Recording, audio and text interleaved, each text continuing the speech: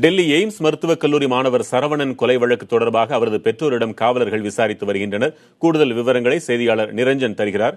நிரஞ்சன், இந்த விசாரணை விவரங்கள் என்னென்ன?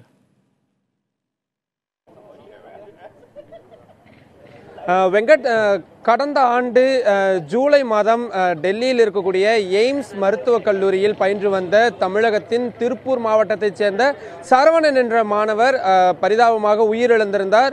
அதனைத் தொடர்ந்து இது ஒரு கொலையாக இருக்கலாம் என்று சந்தேகிக்கப்பட்டு வந்த நிலையில் அவரது அந்த பிரேத பரிசோதனை தொடர்பான விவரங்கள் வெளியாகியிருந்தது. அதில்தான் அவர் தற்கொலை செய்து கொண்டதற்கான வாய்ப்புகள் மிக மிக குறைவு, எனவே கொலையானதற்கான வாய்ப்புகள் தான் அதிகமாக இருக்கிறது என்று பிரேத பரிசோதனை அறிக்கையானது வெளிவந்திருந்தது. இதனை அடுத்து 302 பிரிவின் கீழ் இந்த வழக்கானது கொலை வழக்காக பதிவு செய்யப்பட்டு கடந்த ஆண்டு டிசம்பர் மாதம் இந்த வழக்கானது கொலை வழக்காக பதிவு செய்யப்பட்டு தொடர்ந்து விசாரணையானது நடைபெற்று வந்தது.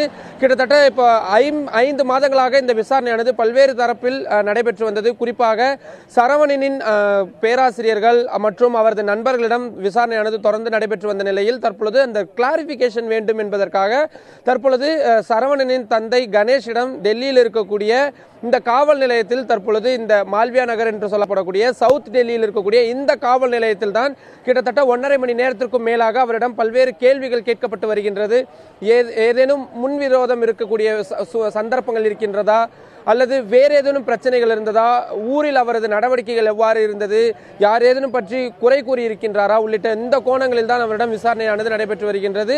இந்த தகவல் வெளியான பொழுது பல்வேறு காலகட்டங்களில் நாம் கணேஷிடம், அதாவது சரவணனின் தந்தை கணேஷிடம் தொடர்ந்து பல்வேறு பேட்டிகளை கண்டு அவரது தகவல்களை பெற்றிருந்தோம்.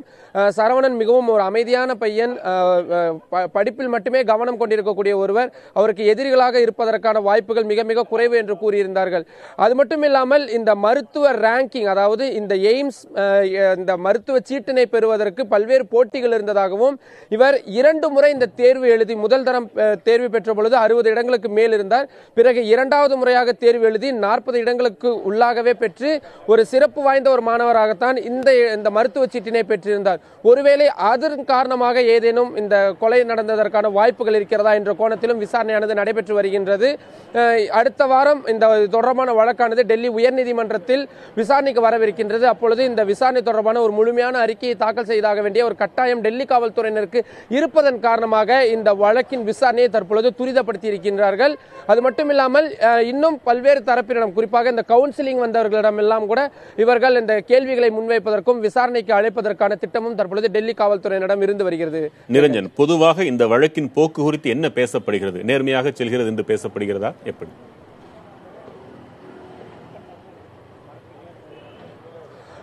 ஏற்கனவே இது தொடர்பாக நீங்கள் குறிப்பிட்ட இதே கேள்வியை தான் சரவணன் தரப்பு வழக்கறிஞராக இருக்கக்கூடிய கிருஷ்ணராஜ் என்பவர் டெல்லி உயர்நீதிமன்றத்தில் வழக்கு தொடுத்திருந்து நீண்ட நாட்களாகியும், குறிப்பாக பிரேத பரிசோதனை ரிப்போர்ட் 2 மாத காலமாகியும் வரவில்லை, முதல் தகவல் அறிக்கை பதிவு செய்யப்படவில்லை உள்ளிட்ட பல்வேறு குற்றச்சாட்டுகளை டெல்லி காவல்துறையினர் மீது வைத்திருந்தார்கள். அதனைத் தொடர்ந்து டெல்லி காவல்துறையினர் உடனடியாக இந்த பிரேத பரிசோதனை அறிக்கையினை ஒப்படைக்க வேண்டும், நீதிமன்றத்திற்கு தர வேண்டும், முதல் தகவல் அறிக்கை பதிவு செய்யப்பட வேண்டும் என்ற ஒரு விஷயத்தை கண்டிப்பான முறையில் டெல்லி உயர்நீதிமன்றம் ஒரு உத்தரவாகவே பிறப்பித்திருந்தது. அதனை அடுத்துதான் இந்த பிரேத பரிசோதனை சம்பந்தமான அறிக்கையானது எனக்கு நன்றாக நினைவிருக்கிறது.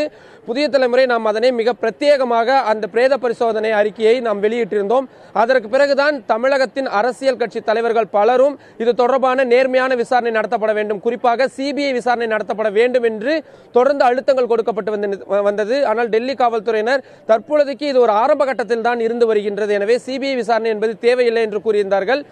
சரவணனின் தந்தை கணேஷும் இது தொடர்பாக பிரதமருக்கு தனிப்பட்ட முறையில் கடிதம் எழுதியிருக்கின்றார். நேர்மையாக நடைபெறவில்லை என்ற ஒரு குற்றச்சாட்டு இருக்கின்றது. சிபிஐக்கு இந்த வழக்கினை மாற்ற வேண்டும் என்ற ஒரு மிக முக்கியமான கோரிக்கையும் வலியுறுத்தப்பட்டு வந்தது. தற்பொழுது நீதிமன்றத்தில் ஒருவேளை இந்த வழக்கு விசாரணை மீண்டும் வரும்பொழுது இவர்கள் சமர்ப்பிக்கக்கூடிய அந்த ஆதாரங்கள், ஆவணங்களின் அடிப்படையில் தான் இவர்கள் என்ன கண்டறிந்திருக்கிறார்கள் என்ற அந்த கண்ணோட்டத்தின் அடிப்படையில் தான் இந்த வழக்கானது இனி தொடர்ந்து பயணிக்கவிருக்கின்றது. ஒருவேளை நீதிமன்றமே இந்த வழக்கில் டெல்லி காவல்துறையினரின் செயல்பாடு சிறப்பாக இல்லை என்று கருதி ஏதேனும் கண்டனங்களை தெரிவித்தால் தொடர்ந்து மேற்கொண்டு செல்லலாம். ஏனென்றால் டெல்லி காவல்துறையினருக்கு ஒரு சிறப்பு அதிகாரம் இருக்கிறது. அவர்களால் ஒரு வழக்கினை செயல்படுத்த முடியவில்லை என்றால் தங்களாகவே அவர்கள் சிபிஐக்கு விசாரிப்பதற்கு அவர்கள் அணுகலாம். அது மாதிரியான அணுகுமுறையும் இங்கே பின்பற்றப்படுவதற்கான வாய்ப்பு இருக்கிறது. வெங்கட், தகவல்களை விரிவாக வழங்கியமைக்கு நன்றி நிரஞ்சன்.